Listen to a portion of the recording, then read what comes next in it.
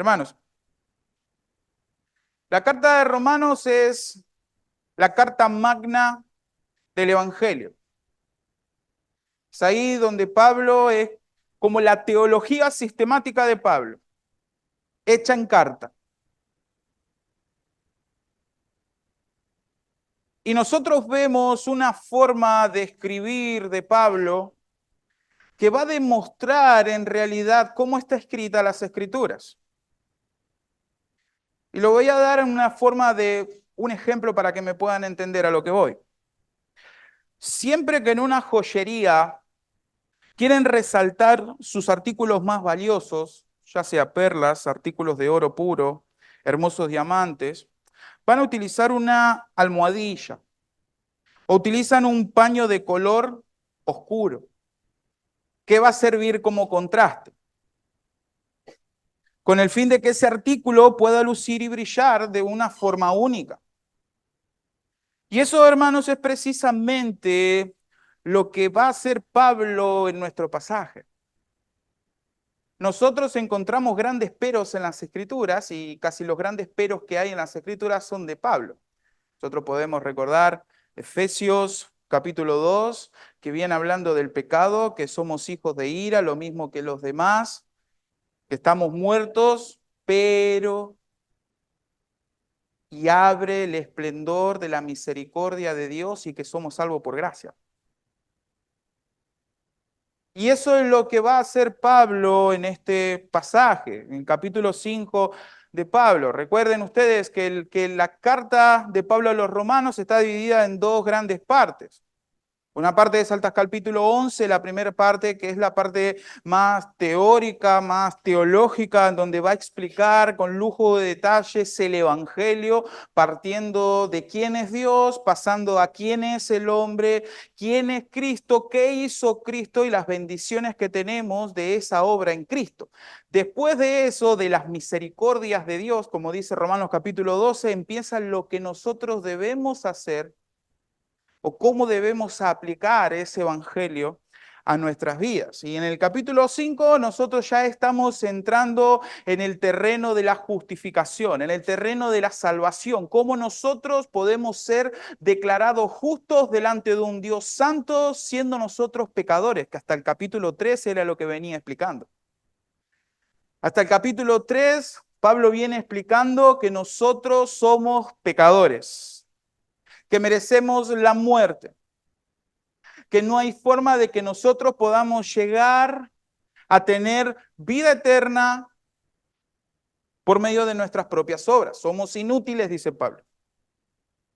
Sin embargo, aparece la gracia de Dios, aparece el amor de Dios, en que siendo aún pecadores, Cristo murió por nosotros. Es un versículo a mí que me impacta mucho por la forma en que está escrito, en donde va a exaltar el poder de la cruz de Cristo.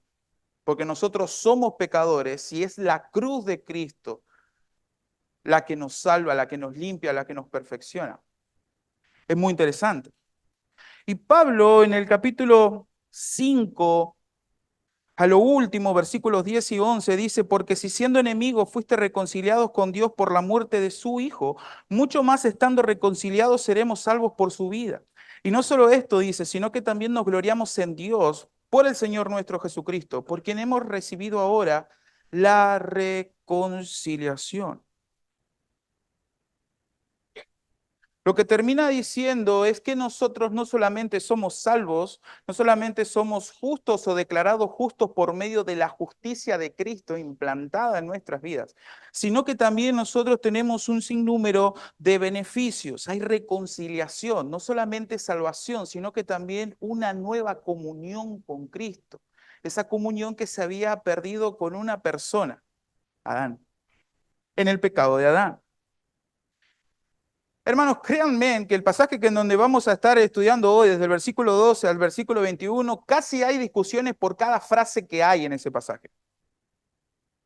Es un pasaje muy denso, es un pasaje que tiene mucha doctrina, pero realmente, hermanos, este pasaje es tan sencillo, el pasaje es Es tan sencillo de entenderlo y no sé si ustedes pudieron prestar atención a la forma en que yo leí el pasaje. He subido un poco la voz en algunas palabras puntuales y una de esas palabras era uno, la palabra uno. Lo que va a hacer nuestro pasaje es tan sencillo como hacer una comparación. Va a haber un paralelismo por contraste entre Adán y Cristo, para que nosotros podamos entender el gran poder de la gracia de Dios mediante el sacrificio de su Hijo. La verdad central del pasaje, hermanos, es sencilla y es esta. Por medio de la desobediencia de Adán vino el pecado y la muerte, pero por la obediencia de Cristo trajo justificación. La obediencia de Cristo trajo justificación y vida eterna. Porque así como en Adán todos mueren, también en Cristo todos serán vivificados, dice 1 Corintios capítulo 15, versículo 22.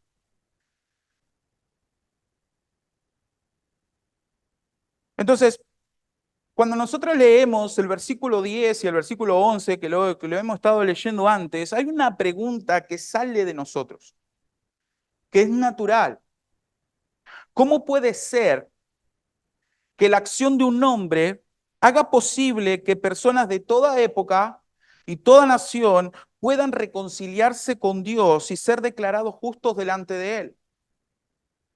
En un mundo donde todos quieren hacer algo para obtener algo, en un mundo que todos quieren ser buenos y tratar de hacer bien las cosas para poder ganar el cielo, ¿cómo puede ser que Pablo venga a decir esta verdad que destruye el ego de cualquier persona, que un solo hombre, una sola acción, la obediencia de un hombre, haga posible que personas no solamente del pueblo de Israel, sino de toda época, de toda nación, puedan reconciliarse con Dios y ser declarados justos delante de Él?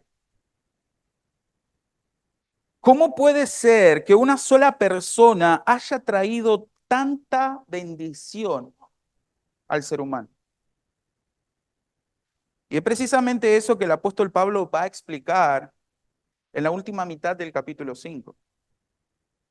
Y hermanos, este pasaje nosotros lo podemos dividir en dos grandes verdades. El esquema, por si ustedes lo estuvieron leyendo, es un poco simple. La primera verdad es que la desobediencia de Adán trae pecado, muerte a toda la raza humana.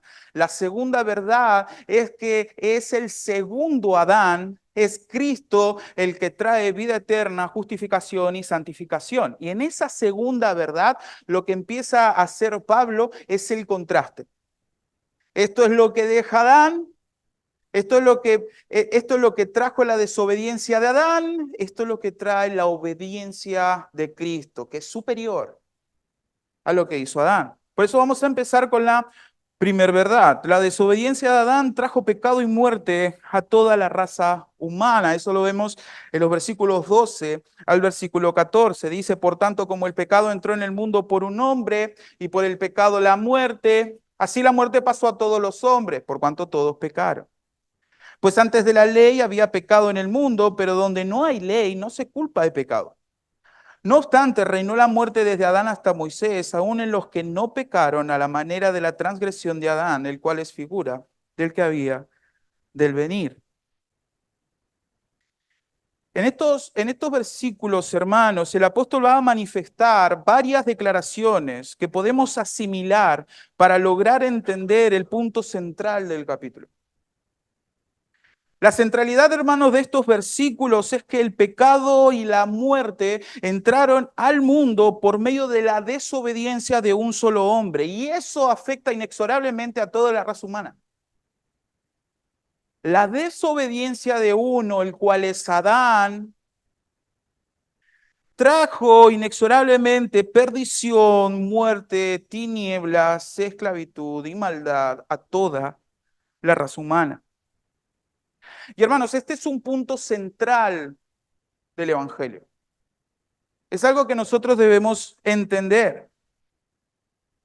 El versículo 12 dice que como el pecado entró en el mundo por un hombre y por el pecado la muerte, así la muerte pasó a todos los hombres por cuanto todos pecaron. Nosotros en Génesis capítulo 3, y nos debemos retrotraer a ese pasaje, en Génesis 3, vemos que el hombre desobedece una orden directa de Dios. Una orden directa de Dios. Génesis capítulo 2, versículo 16, dice que mandó Jehová al hombre diciendo, de todo árbol del huerto podrás comer, mas del árbol de la ciencia del bien y del mal no comerás, porque el día que de él comieres ciertamente morirá. ¿Y qué pasó en el capítulo 3? Adán y Eva pecaron y comieron del fruto. Que Adán haya pecado trajo como consecuencia la muerte. Dios ya se lo había dicho. Esa palabra muerte trae un amplio concepto, hermanos, porque hubo una ruptura, en primer lugar, una ruptura en la relación del hombre con Dios. Luego pasó a una muerte física. Y por como vemos en las Escrituras, todo hombre que vive alejado de Dios tiene como fin la eterna separación de Dios en el infierno, que según Apocalipsis es la muerte segunda. Entonces esa muerte es un amplio concepto. Hay una ruptura de relación. Hay una ruptura entre esa relación perfecta camino a la perfección que tenía Adán en el huerto del Edén. Pero eso también trajo la muerte física. Más Adán muere a los 940 por ahí. Y es interesante porque cuando empieza a nombrar esa pequeña genealogía, dice, Adán vivió 940 años y murió. Punto y aparte. Otra persona vivió X cantidad de años y murió. Mostrando que Dios es fiel. Que Dios es fiel cuando promete algo. Dios es justo. Ahora, lo interesante, hermanos, de este versículo 12, que dice que el pecado entró en el mundo por un hombre y por el pecado la muerte. Y así la muerte pasó a todos los hombres porque Adán pecó. ¿Dice eso? No. ¿Qué dice? Por cuanto todos pecaron. Y es interesante lo que está mostrando aquí Pablo, porque en cierta forma va a demostrar dos cosas. Después va a agregar algo más que es la ley, pero en este punto lo que está diciendo es que todos nosotros, toda la raza humana ha pecado en Adán. Cuando Adán pecó, pecó como representantes de todos nosotros. Y que la muerte haya pasado a todos los hombres por cuanto todos pecaron, significa que nosotros no pecamos solamente por culpa de Adán, sino que nosotros pecamos y estamos haciendo efectiva la decisión que tomó Adán, que somos iguales que él. Tenemos la misma semejanza. El punto de Pablo, hermanos, que si bien es cierto que la Biblia habla de que cada uno de nosotros somos pecadores por nuestra propia naturaleza, sin embargo, en este versículo lo que va a demostrar es que esa desobediencia puntual de Adán trajo efectos negativos y devastadores a toda la raza humana. La idea de esa frase en el original, hermanos, es que todos nosotros pecamos en Adán. Todos nosotros estábamos en Adán cuando Adán pecó. Cuando el primer hombre pecó, su naturaleza fue corrompida y esa misma naturaleza pecadora, malvada, fue imputada a todo ser humano. Y hermanos, vayan prestando atención a estos conceptos. Nosotros pecamos en Adán. Esa naturaleza malvada fue imputada a nosotros. A nosotros. Como dicen varios teólogos, cuando Adán pecó, pecamos todos. Pecamos todos. Esa naturaleza pecaminosa pasó a ser nuestra propia naturaleza. Cada uno de nosotros ya nacemos en pecados, queridos hermanos. El salmista David dice, aquí en maldad he sido formado, en pecado me concibió mi madre. En Salmo 51:5, un salmo de arrepentimiento. Entender esta verdad, hermanos, es necesario para comprender la necesidad del Evangelio. Cada vez que nosotros pecamos, estamos siendo solidarios con el pecado de Adán. Por ende, podemos decir que nosotros pecamos en Adán como nuestro representante o como nuestra cabeza federal, representante es mucho más fácil de recordar, y con Adán. No solamente pecamos en Adán, sino con Adán, por nuestra propia naturaleza pecaminosa. Nosotros no nos constituimos pecadores cuando pecamos. Nosotros pecamos porque ya nuestra naturaleza pecaminosa es. Nuestra naturaleza, perdón, es pecaminosa. Esa es la idea. Para poder entender esto, que Adán es nuestro representante, quiero darles un ejemplo. Un ejemplo muy gráfico que nosotros lo encontramos en 1 Samuel. El ejemplo de David y Goliat. ¿Recuerdan esa historia? Los niños la saben. Hay un gigante y hay un pequeño pastorcito que ya había sido ungido como rey, pero casi nadie sabía. Llega en un momento en donde este gigante, un filisteo, gran soldado, gran guerrero, se tiene que enfrentar con este pastorcito. Y oh, sorpresa, que con una sola piedra, este pequeño pastorcito carilindo lo derriba. Y la historia queda ahí. Pero hermanos, esa historia es tan importante que en cierto modo también refleja el Evangelio, el precioso Evangelio. ¿Qué tiene que ver David y Goliat con Adán y Cristo? ¿Qué tiene que ver ese Adán como representante nuestro con David y Goliat? Noten lo que dice Goliat. Están todos tensos, esperando el momento de la batalla, y Goliat dice, se paró y dio voces a los escuadrones de Israel, diciéndoles, ¿para qué os habéis puesto en orden de batalla? Noten lo que dice este filisteo. ¿Para qué os habéis puesto en orden de batalla? ¿No soy yo el filisteo y vosotros los siervos de Saúl? Escoged, noten esto, escoged entre vosotros un hombre que venga contra mí. Si él pudiere pelear conmigo y me venciere, nosotros seremos vuestros siervos. Y si yo pudiere más que él y lo venciere, vosotros seréis nuestros siervos y nos serviréis. Y él añadió el filisteo, hoy yo he desafiado al campamento de Israel, dadme un hombre que pelee conmigo. ¿Qué estaba pasando ahí? ¿Qué es lo que dijo este filisteo? Goliat iba en representación de los escuadrones de los filisteos y pedía a uno que pelee contra él como representante de los escuadrones de Israel. ¿Y qué pasaba con el que perdía? No solamente ese soldado que perdía iba a ser tomado como esclavo para estos filisteos, sino que no solamente él, sino que también todo el pueblo. ¿Notan? ¿Lo están captando? Eso es lo que está diciendo él.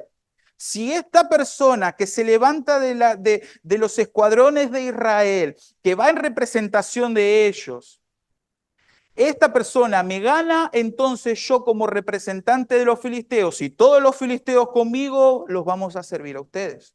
Eso es exactamente lo que está pasando con Adán. La desobediencia de Adán infectó a toda la raza humana de pecado y muerte. Él, como nuestro representante, desobedeció y por él la muerte y la maldad pasó a todos los hombres. Nuestra naturaleza pasa a ser gobernada por los deseos pecaminosos. Cuando Adán peca, automáticamente nosotros, cuando nacemos, somos ya esclavos del pecado. Nosotros ya nacemos con esa enemistad con Dios. Es decir, todos los que nacieron desde Adán nacieron a imagen y semejanza de Él. de Adán, llevando la misma naturaleza infectada por el pecado. Infectada por el pecado. Adán fue creado a imagen de Dios. Y nosotros también podemos reflejar como seres humanos esa imagen de Dios en el amor de una madre a su hijo, en ese deseo muchas veces de hacer el bien. Pero todas las cosas que nosotros hacemos están todas infectadas por el pecado, porque nacemos con la misma naturaleza pecaminosa que fue infectada Adán. Esa es la idea. Por eso noten, una sola desobediencia de un solo hombre afectó de manera negativa a toda la raza humana. Y en los versículos 13 a 14, lo que Pablo está demostrando ahí es esto. Dice, pues antes de la ley había pecado en el mundo, pero donde no hay ley no se inculpa de pecado. No obstante, dice, reinó la muerte desde Adán hasta Moisés. Lo que Pablo está demostrando ahí es que si bien los seres humanos de la época de Adán hasta la época de Moisés no tenían una ley visible con mandamientos y prohibiciones, no obstante, ellos eran pecadores. Eran pecadores. Había una ley escrita en sus corazones. Ellos estaban infectados por ese pecado. Ellos eran pecadores, por ende, ellos siempre se iban a rebelar a las demandas de Dios. Lo que nos deja ver el verso 14 es que si bien todos fueron hallados culpables de pecado y por ende murieron, no obstante, estas personas no pecaron como Adán. ¿Notan cómo dice? No obstante, reinó la muerte desde Adán hasta Moisés, aún en los que no pecaron a la manera de la transgresión de Adán. Adán desobedeció un mandamiento directo de Dios. Un mandamiento directo, un mandamiento explícito. Ahora, cuando yo leía este pasaje, me hacía una serie de preguntas. Y una de las preguntas es, ¿por qué dice que la muerte reinó desde Adán hasta Moisés? Si todavía la muerte sigue reinando, todos nosotros seguimos muriendo. Todos nosotros seguimos yendo a la tumba. ¿Qué es lo que está pasando? ¿Por qué la muerte reina? La maldición del pecado de Adán trajo como consecuencia que esa maldición traspasase a los seres humanos.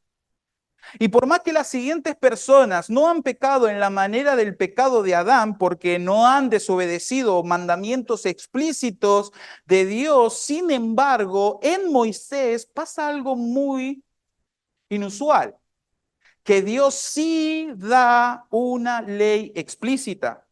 No solamente el hombre va a ser gobernado por la ley de sus corazones, de sus conciencias, porque cada uno de nosotros tenemos ese entendimiento de lo bueno y lo malo, sino que ahora en Moisés Dios deja los mandamientos. Deja los mandamientos para demostrar. La ley es como un faro donde muestra la profunda pecaminosidad del ser humano. Eso es lo que pasa. No solamente las personas mueren por el pecado de Adán, cada uno de nosotros morimos porque somos pecadores. Esa maldición ya es nuestra.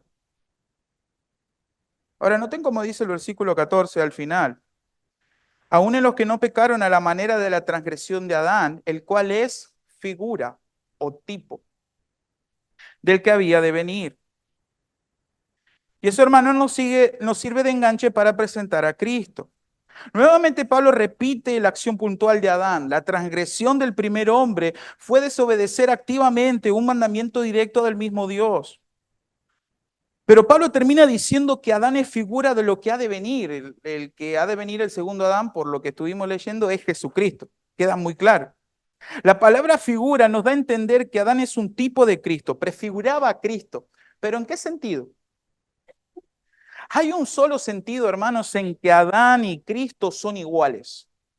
Un solo sentido. Según este pasaje, un solo sentido. Lo demás son todos contrastes, pero hay un solo sentido en que los dos son iguales. Y es que Una sola acción de un solo hombre afectó a la humanidad. La desobediencia de un hombre afectó a toda la humanidad. La obediencia de un solo hombre, el segundo Adán, que es nuestro amado Señor Jesucristo, afectó a la humanidad de una manera positiva. Después de eso, hermanos, de todo lo que estuvimos viendo, de ese paño negro que Pablo va a utilizar, ahora sí va a mostrar la joya verdadera de la gracia de Dios. Y es algo muy interesante. Voy a hacer un spoiler. Pablo no solamente va a mostrar a Cristo como el segundo Adán, sino que va más allá de eso. Pablo lo va a demostrar a Cristo como el regalo de gracia de Dios. El regalo de gracia de Dios. Y esto me lleva a la segunda gran verdad. La obediencia de Cristo trajo justificación y vida eterna. La obediencia de Cristo trajo justificación y vida eterna. Por eso el título del pasaje, muertos en Adán, vivos en Cristo. Entendiendo las declaraciones de Pablo en los versículos anteriores, ahora va a mostrar esa joya perfecta, utilizando la analogía del comienzo. En el primer contraste, lo vemos en el versículo 15, dice, pero el don no fue como la transgresión, porque si por la transgresión de aquel uno murieron los muchos, abundaron mucho más para los muchos la gracia y el don de Dios, por la gracia de un hombre, Jesucristo. Lo primero que observamos es que el don de Dios, ese charis, esa gracia de Dios, manifestado a través de la gracia de Cristo, es mucho más que la transgresión misma de Adán. La nueva versión internacional es contundente en este versículo. Dice, pero la transgresión de Adán, no tengo como dice la nueva versión internacional, pero la transgresión de Adán no puede compararse con la gracia de Dios. No puede compararse con la gracia de Dios. Pablo vuelve a repetir lo que dijo en el versículo 12, pero ahora para manifestar la gracia de Dios. La palabra transgresión significa desviarse del sendero. ¿Qué es el pecado? El pecar de una forma voluntaria. La idea conlleva es de ir donde no se debe ir. Se traduce como quebrantar muchas veces, se traduce como infringir. El apóstol dice que por la transgresión de uno murieron los muchos. Que Adán haya comido del árbol de la ciencia del bien y del mal, violentando de esa manera el mandato directo de Dios, hizo que el imperio de la muerte pase a todos los hombres, como ya hemos visto anteriormente. Hermanos, Adán quiso ser como Dios y se terminó alejando de él. Adán quiso ser como Dios, sabiendo el bien y el mal. ¿Cómo terminó? Alejado de él, echado de ese paraíso. La frase termina diciendo que murieron los muchos. Ese mucho, hermanos, es inclusivo. Es inclusivo, es universal. Debido a que todos los hombres, sin excepción, llevan en sí mismos la naturaleza y la marca del pecado, todos ellos, sin excepción, se encuentran bajo la sentencia de muerte. Pero ahora Pablo da un giro al asunto y muestra que la salvación dada por Cristo es mayor. La gracia de Dios demostrada en Cristo es mayor a la desobediencia y los efectos catastróficos que dejó Adán. Noten que dice, abundaron mucho más para los muchos la gracia y el don de Dios por la gracia de un hombre, Jesucristo. Hermanos, es impresionante eso, porque la salvación vino como resultado de la gracia de Dios reflejada en la gracia de Jesucristo. Dios envió a su Hijo en lugar nuestro, en propiciación por nuestros pecados, dice Primera Juan. Pero también observamos en las Escrituras que Cristo se entrega a la voluntad del Padre. Él se entregó voluntariamente a la voluntad del Padre para morir por nuestros pecados. Juan capítulo 10, versículo 17 dice, por eso me ama el Padre, porque yo pongo mi vida para volverla a tomar. La gracia de Dios reflejada en el don de Dios, que es Cristo. Cristo vino a dar su vida en rescate por muchos, dice Mateo 20. Juan Calvino, en su comentario a los Romanos, escribió: puesto que la caída de Adán ha tenido un efecto tal que ha producido la ruina de muchos, mucho más efectiva es la gracia de Dios para el beneficio de muchos, por cuanto debe admitirse que Cristo es mucho más poderoso para salvar de lo que Adán fue para destruir. La gracia de Dios es mucho más poderosa que la transgresión del primer hombre. Porque si por la transgresión de aquel uno murieron los muchos, abundaron mucho más para los muchos la gracia y el don de Dios por la gracia de un hombre, Jesucristo. ¿Quién es ese don? Ya les hice un spoiler. Es Cristo. En el versículo 16 nosotros encontramos de qué se trata ese don. Porque dice, y con el don no sucede como en el caso de aquel uno que pecó. ¿Noten de nuevo ese contraste? Entonces ese don se está refiriendo a Cristo, se está refiriendo a Cristo. El uno que pecó es lo que estuvimos hablando, Adán. Dice que el versículo 16 nos va a mostrar que por solo un pecado vino la condenación, pero el perdón de Dios por medio de la obra de Cristo. Ahora interesante, hermanos, que el contraste que va a mostrar de la superioridad de la cruz de Cristo en comparación al pecado de Adán es asombroso, porque solo un pecado de Adán trajo la condenación a todos. Pero la muerte de Cristo no solo vino por aquel pecado de Adán, sino por muchos pecados. Sino por muchos pecados. En el caso de Adán hubo solamente un pecado que resultó en condenación, pero Cristo, por su obra de redención, hizo provisión de perdón, no solo para ese pecado, sino que su sacrificio fue suficiente para todos. Y de hecho, hermano, fue eficaz para todos los pecados cometidos por quienes por esa gracia soberana iban a poner su fe en él. Cristo no murió por un solo pecado, Cristo murió por todos los pecados de usted, querido hermano. Por todos, no por uno. Este versículo nos muestra dos cosas de nuestro amado Señor. En primer lugar, que es santo. En primer lugar, que es santo, que bastó solamente un pecado para que la condenación caiga sobre toda la raza humana. Dios es puro, Dios es tres veces santo. Según Habacuc, Dios es limpio de ojos para ver el mal. Pero lo segundo es que Dios odia el pecado. No solamente que Dios odia el pecado, sino que su gracia es mayor.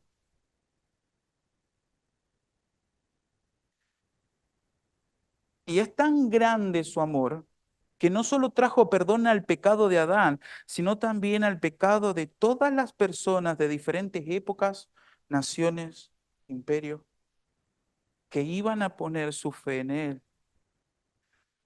Segunda Corintios capítulo 5, versículo 19 dice que Dios estaba con Cristo reconciliando consigo al mundo, no tomándoles en cuenta a los hombres sus pecados. Hermano, no solamente hay perdón de pecados, sino que también nos justificó. Esa palabra, hermanos, es un término legal y la idea de todo este capítulo es que Dios, por medio de la obra de Cristo, nos declara justo. Esto incluye, hermanos, el perdón de pecado, el castigo de ese pecado y la imputación de la justicia de Cristo a favor del creyente. Cuando Dios decide salvar al ser humano, era necesario que esa ira, esa santa ira, sea depositada en alguien. Porque Dios no puede dejar de ser un Dios justo, Dios no puede dejar de ser un Dios santo. Por eso, por ende, como un escritor del siglo XVI, que no me acuerdo ahora cómo se llama, este hombre decía, cuando Dios decidió salvar a la humanidad, ya ahí era necesario un cordero. Era necesario un cordero. Porque nosotros por ley merecemos el infierno, por nuestra naturaleza pecaminosa. Pero gracias a Dios, ese juez justo, que también es lleno de amor y lleno de bondad, lleno de gracia y lleno de misericordia, Él dio el regalo más precioso que Él podía tener, que es Jesucristo. Él lo entregó todo. Y Cristo entregó todo de Él, entregó su vida. Una obediencia, obedeciendo a rajatabla la voluntad del Padre, de modo tal que la justicia de Dios cayera sobre él y esa justicia perfecta de Cristo sea imputada a nosotros. ¿Notan cómo cambia la cuestión con Adán?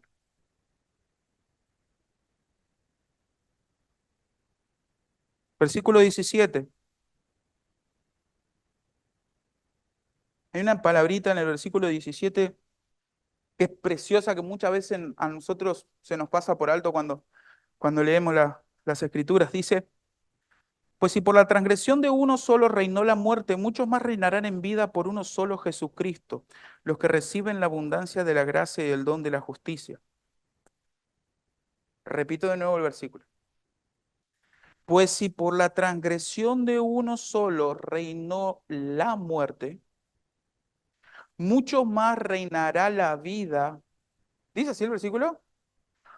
Mucho más reinarán en vida por uno solo, Jesucristo, lo que reciben la abundancia de la gracia y el don de la justicia. Hermanos, este contraste es glorioso. La obra de Cristo nos trajo perdón, trajo justificación y ahora agrega más, algo más, que nos dio vida eterna y el privilegio de reinar con Cristo. Las bendiciones que recibimos de Cristo es exorbitantemente muchísimo mayor que la condenación imputada por medio de Adán. Nosotros por naturaleza somos esclavos de la muerte, pero por la gracia de Dios en Cristo somos libres del pecado y la muerte. ¿Por qué digo en Cristo? Porque es la justicia de Cristo la que es imputada a nosotros, de manera tal que nosotros en estos momentos seguimos batallando con esa naturaleza pecaminosa que nosotros tenemos en nuestra vida. Sin embargo, Dios cuando nos ve a nosotros, ve a Cristo en nosotros. No nos está viendo nuestros pecados, sino la justicia perfecta imputada de Cristo a nosotros, mientras nosotros por dentro nos vamos regenerando, vamos creciendo en santidad a la imagen de Cristo. Tenemos vida eterna, hermanos, y esa es la atmósfera en la cual los cristianos van a reinar. Noten, como dije anteriormente, dice reinarán en vida, no que la vida reinará sobre nosotros, sino que como dice Pablo, por medio de Cristo nosotros somos reyes y sacerdotes para la gloria de Dios Padre. A nosotros se nos es imputada esa vida eterna. Nosotros tenemos vida eterna, nosotros reinaremos en vida. Todo nuestro cuerpo glorificado de esa vida eterna. ¿Y qué es esa vida eterna? ¿No morir más? No, hermanos. Qué dice Cristo en Juan capítulo 17? Y esta es la vida eterna, que te conozcan a ti, el único Dios verdadero. Cuando el Edén era perfecto, había una perfecta comunión entre Adán y su creador. Y esa perfecta relación iba camino a una perfección mucho mayor, en el cual Adán tenía que pasar la prueba de la obediencia para ver si era fiel a su creador. Sin embargo, él no la pasó. Entonces era necesario otro Adán que sea un representante de nosotros para que pueda obedecer esas demandas de Dios, pueda sufrir esa justicia, esa ira que ese pecado requería. Y de esa forma a nosotros se nos es imputada de nuevo esa posibilidad asombrosa y maravillosa de poder conocer no a nuestro Creador, sino a nuestro Salvador y a nuestro Padre. Ahora nosotros, hermanos, por la gracia de Cristo, tenemos esa gloriosa posibilidad de poder abrir las Escrituras y poder conocerlo a Él más y más. Y eso va a ser perfecto, hermano, cuando nosotros seamos glorificados. Si bien nosotros ahora ya somos reyes y sacerdotes, esa perfección de ese reinado lo vamos a disfrutar recién cuando Cristo venga y nuestros cuerpos sean glorificados y ya no tengamos más nada que ver con el pecado y el Espíritu Santo obre en nosotros de una manera tan gloriosa y tan perfecta, conociendo por toda la eternidad a un Dios amoroso y glorioso. ¿Qué diferencia? ¿Qué diferencia? Versículo 18. Así que como por la transgresión de uno vino la condenación a todos los hombres, de la misma manera por la justicia de uno vino a todos los hombres la justificación de vida. Porque así como por la desobediencia de un hombre los muchos fueron constituidos pecadores, así también por la obediencia de uno los muchos serán constituidos justos. ¿Notan aquí ese contraste grande entre la desobediencia de Adán y la obediencia de Cristo? El versículo 18 dice la transgresión de uno. El versículo 19 dice la desobediencia de uno, hablando de Adán. El versículo 18 dice la justicia de uno, esa vida recta, esa vida perfecta. Versículo 19, la obediencia de uno. ¿Notan esos grandes contrastes? La obediencia de Cristo, hermano, fue perfecta. Fue perfecta porque era lo que se necesitaba, como ya dije anteriormente. Necesitábamos a alguien que viva una vida perfecta y que esa vida perfecta represente a todos el pueblo de Dios. Que esa vida perfecta sea imputada a nosotros. Esa es la obediencia activa de nuestro Señor Jesucristo, pero también necesitábamos una obediencia pasiva, que esa obediencia, como dice el libro de Hebreos, sea perfeccionada a través del sufrimiento. O sea, Cristo debía pasar por ese valle de la muerte, soportar el desamparo de su Padre y obedecer a Dios cuando la obediencia en ese momento requería sufrir. Esa es la obediencia pasiva de nuestro Señor. Necesitábamos de los dos. Una vida perfecta, pero también que Él en esa obediencia de sufrimiento, Él pueda soportar la ira de Dios. Y por más que Cristo abrió su corazón diciendo que él estaba aterrado, dice, mi alma está muy triste hasta la muerte. Esa palabra en el original es que él estaba aterrado por lo que iba a pasar. Él sabía lo que iba a pasar. Sin embargo, cuando se postra ante el Padre, dice, no es lo que yo haga, sino lo que tú. Necesitábamos ese tipo de obediencia para que nosotros hoy podamos ser justificados. Pablo está concluyendo todo en una sola idea, hermano, que es esta.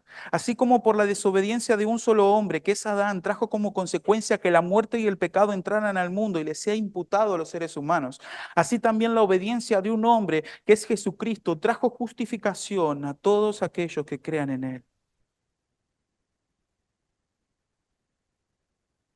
Era necesario que haya un segundo Adán. Era necesario, pero era imposible si Dios no ponía manos a la obra. ¿Y qué nos muestra las Escrituras? Que todo es planeado por Dios. En el decreto de Dios, en ese plan eterno de redención, ya Él en ese consejo trinitario, Él ya había decidido salvar a la descendencia de Abraham. Es lo que vimos el domingo pasado y ya estaba el Cordero de Dios.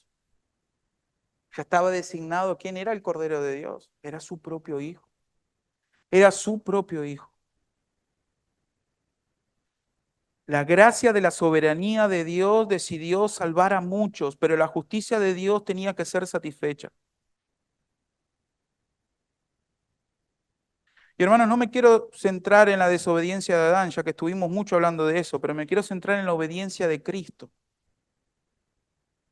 Hermanos, Cristo es nuestro mejor y mayor representante.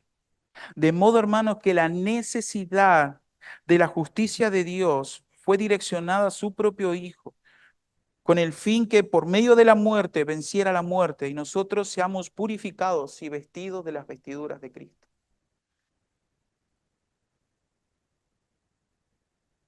Los versículos hablan de la obediencia de uno. Hermanos, debemos entender esto. La obediencia de Cristo no tuvo como propósito dejarnos un ejemplo de cómo debemos vivir, en primer lugar, sino que trajo de forma efectiva la justificación a todos aquellos que depositan su fe en Él. No como algunas ramas heréticas de la redención que hablan de que la vida de Cristo fue solamente un ejemplo para que nosotros entendamos cómo debíamos vivir la vida, sino que efectivamente la muerte de Cristo, la obediencia de Cristo en su amplio concepto, trajo justificación efectiva a todos aquellos que depositan su fe en Él. Trajo vida eterna, trajo restauración, reconciliación. Filipenses dice que Cristo fue obediente hasta la muerte. Toda su vida se caracterizó por una completa sumisión al Padre.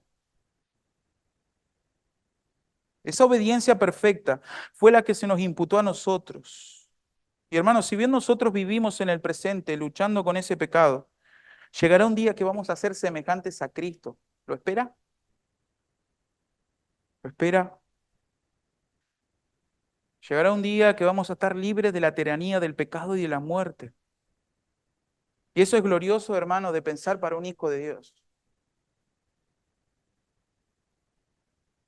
Estamos del lado de la victoria, aunque sigamos luchando en este cuerpo, sabiendo que tenemos un representante que vivió una vida perfecta para nosotros. Es lo que en cierta forma Romanos capítulo 6 va a decir. Entonces, ¿perseveraremos en el pecado para que la gracia abunde? En ninguna manera, dice Pablo, porque los que han Versículo 6 dice, en ninguna manera, porque los que hemos muerto al pecado, dice, ¿cómo viviremos aún en él?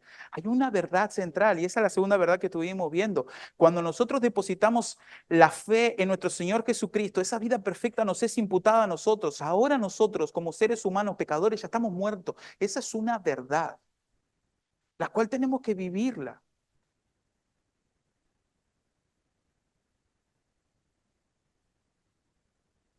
Pero hermanos, Pablo no quiere dejar ningún cabo suelto. Y termina hablando de la ley y de la gracia de Dios, dejando de manifiesto que la gracia de Dios es mucho más abundante y gloriosa que el pecado, perdón. El último contraste de los versículos 20 al 21 es precioso. Dice que la ley se introdujo para que el pecado abundase, mas cuando el pecado abundó, sobreabundó la gracia. Para que así como el pecado reinó para muerte, así también la gracia reine por la justicia para vida eterna mediante Jesucristo, Señor nuestro. La ley La ley, de lo que había hablado en el versículo 14, la ley fue dada para demostrar al ser humano que somos pecadores, que todo nuestro esfuerzo de autojustificación es vano, pero la gracia de Dios es mayor, o sea, que limpia los múltiples pecados cometidos. Hermanos, la ley fue dada para manifestar que todos pecamos porque somos pecadores. No es que la ley nos hace pecar, sino que produce en nosotros un conocimiento mayor de nuestra pecaminosidad. Es lo que Romanos capítulo 7 nos habla. Él es por la ley, él que es donde él conoce que es pecador. Hermanos, la ley es la luz por el cual podemos ver la mancha de pecados en nuestra vida. Nosotros vamos a la ley, a ese pacto en el Antiguo Testamento de cómo nosotros podemos tener relación con Dios y nos damos cuenta que es imposible cumplirla.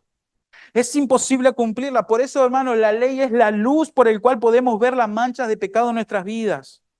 La ley es el faro que muestra la pecaminosidad del ser humano y nos permite ver claramente la gracia de Dios derramada en nosotros. Porque dice que cuando el pecado abundó, sobreabundó la gracia.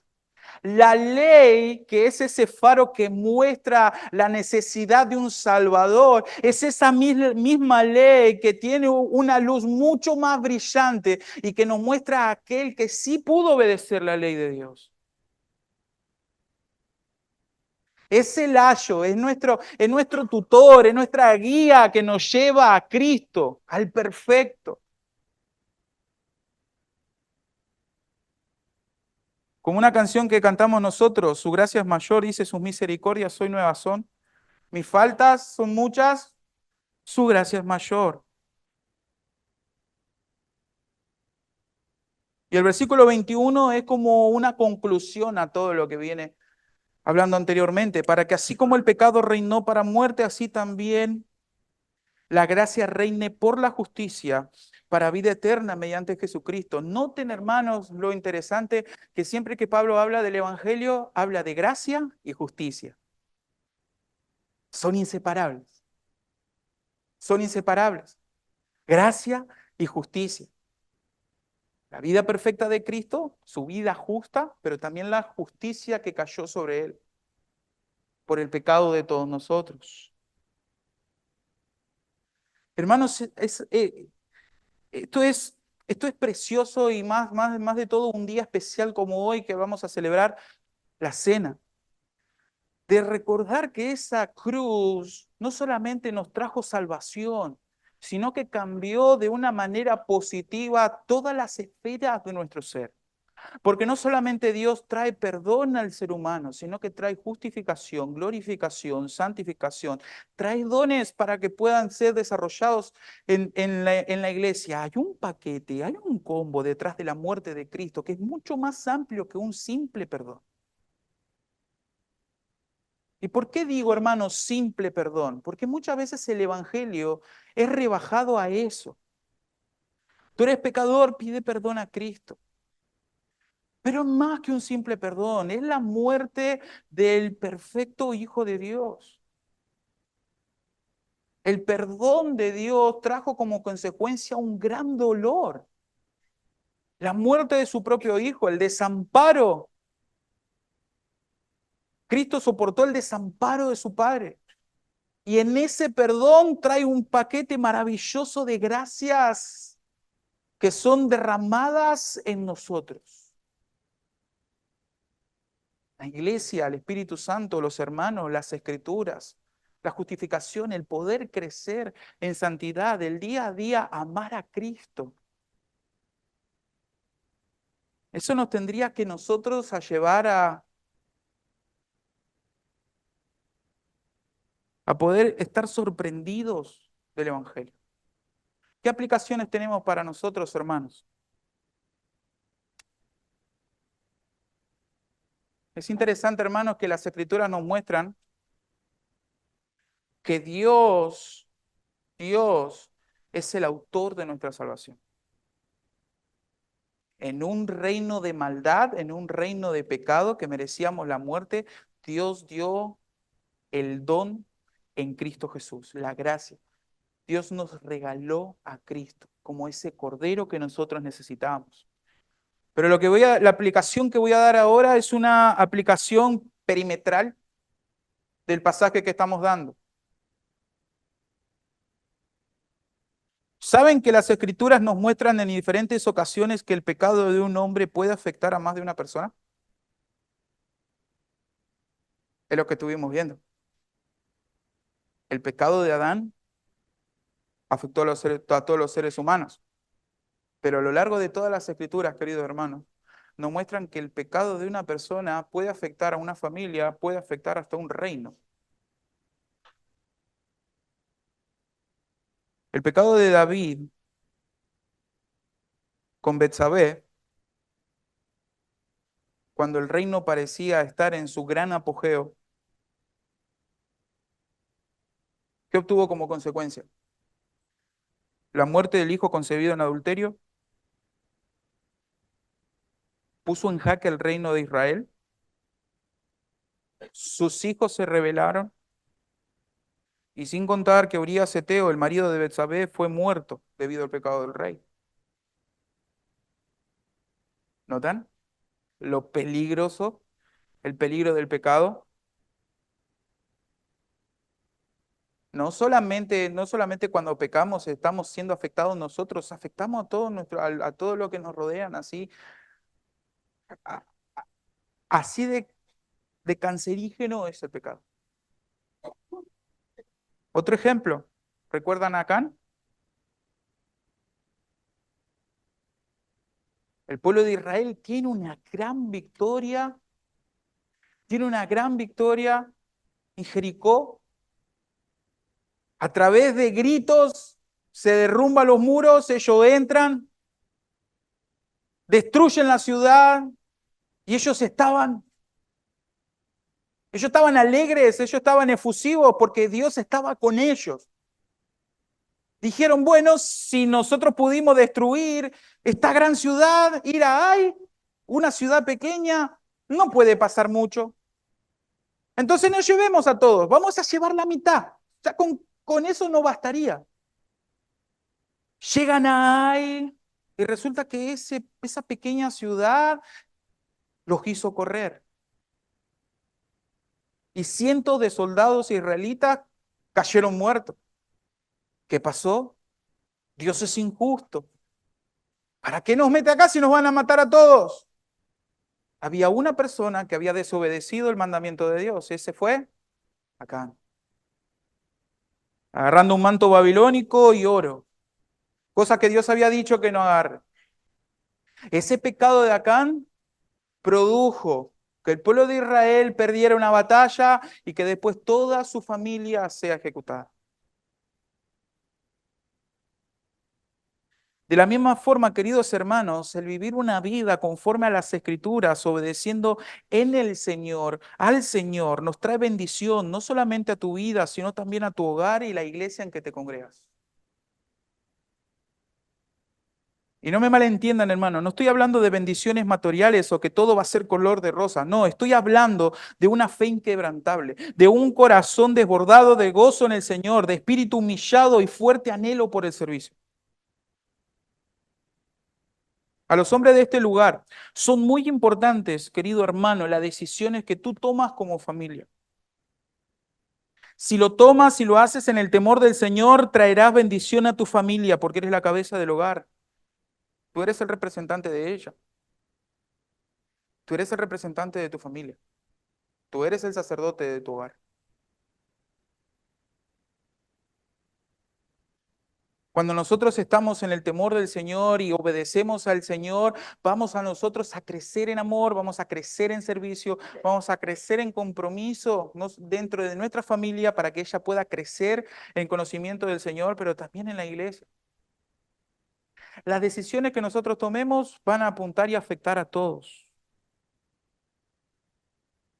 Pero aplicando nuestro pasaje el- las aplicaciones centrales, hermanos, cuando usted entiende pasajes como esto y la gloria de la gracia de Dios en nosotros, ¿esto te lleva a predicar el Evangelio? ¿Te lleva a predicar el Evangelio en tu trabajo, a tus conocidos? ¿Sabe qué? Es cuando nosotros predicamos el Evangelio en donde nosotros notamos la maldad que hay en el corazón del ser humano. Y nos podemos llevar más de una sorpresa. Nos podemos llevar más de una sorpresa. Saber que estamos en este mundo para reflejar la gloria de Dios y saber que Cristo es nuestro representante y que ya murió, ya sufrió lo que nosotros debíamos sufrir, eso debería a nosotros llevarnos a predicar el Evangelio. ¿Reflejamos la gloria de la cruz en nuestra predicación? Hermanos, algo más. ¿Te sientes sorprendido por el Evangelio? ¿Te sorprende el Evangelio? ¿O es algo que ya lo sabes? Hermanos, no esperemos llegar a nuestro hogar celestial para darnos cuenta, hermanos, de lo asombroso e importante que es el Evangelio para nosotros. Es una necesidad urgente que pidamos al Señor ojos que se abran ante la majestad de la gloria de Dios derramada en Cristo, de modo tal que cada día odiemos más al pecado y amemos más a nuestro Salvador y la obra que Él nos encomendó como súbditos de ese precioso y amoroso Rey. Hermanos, estamos deseosos como iglesia y miembros en particular de que este lugar se llene de personas que pasen del reino de la muerte al reino del Dios viviente. Oramos al Señor para que en este lugar haya personas que puedan pasar de muerte a vida. Y si hay una persona que pasa de muerte a vida, ¿nos sorprendemos de ese milagro? ¿O decimos, ya uno más? Qué bueno. El Evangelio debería llevar a nosotros a arder nuestro corazón para que nosotros podamos predicar el Evangelio a otras personas, pero por sobre todas las cosas, el Evangelio nos debería llevar a querer conocer más a nuestro amado Salvador. Eso que lleva el Evangelio. Ahora, si el Evangelio no produce eso en tu corazón, querido hermano, necesito que vuelvas al Evangelio. Necesito que vuelvas al Evangelio y que pidas al Señor que abra los ojos de tu corazón y que ese fuego que es la cruz pueda incendiar tu corazón y que eso se manifieste en piedad, en santidad, en amor para con Dios y para con las personas, para con la iglesia, para con tus vecinos, para tus compañeros de trabajo, de escuela, de universidad. Para todos, hermanos, el Evangelio transforma. El Evangelio transforma y hace crecer a aquel que ha depositado su confianza en Cristo. Querido amigo, ven a Cristo en arrepentimiento y fe. Acá hay dos posturas. O estás en Adán o estás en Cristo. Querido amigo, tú eres un pecador. Ya estuvimos viendo eso. Estás muerto en delitos y pecados. Mereces el infierno. Pero hay una oportunidad, hay gracia en Cristo. El maravilloso representante que vivió una vida perfecta y murió en la cruz para que todo aquel que en él cree no se pierda, mas tenga vida eterna. Ven a Cristo en arrepentimiento y fe.